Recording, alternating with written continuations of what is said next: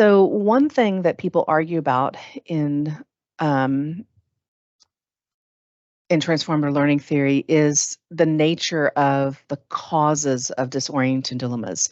In other words, do they just happen to us, or can they be sought out deliberately? Can people design curriculum, for example, with the intent of creating disorienting dilemmas for other people? Is that ethical? Is it possible? So this is one of the things that people um, debate. Also, are disoriented dilemmas always externally driven? In other words, is it always something in the world around us or in the relationships with people around us that spark the transformative learning process? Or could it be internal instead? Could it be intrapersonal?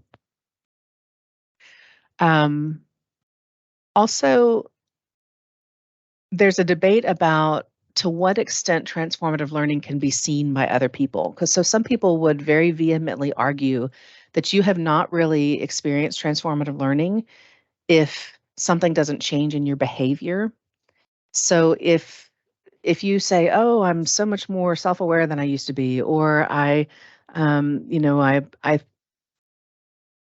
able to adapt to these circumstances, and I think, I really understand this other cultural group more.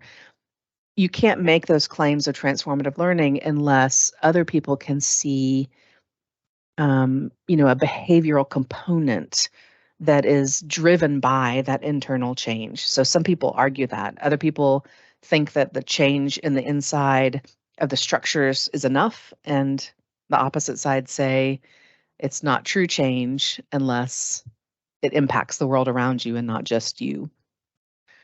And then there's all sorts of debates about how we can know that transformer learning has happened. So there are different research methodologies that have been applied to this, mostly qualitative. There are some instruments that have been used to document transformative learning, particularly in educational settings, more recently, more quantitative instruments. Oh, here's one more thing. You'll notice in the blog that I gave you that it talks about transformative learning applied at the organizational level. So this is another sort of conversation that happens in transformative learning is it just an individual activity, or is it something that groups of people like a family or a community or an institution that people can have together, at that group level. So that's another sort of interesting question, is at what level of structure are we talking about? Just the self or groups of people?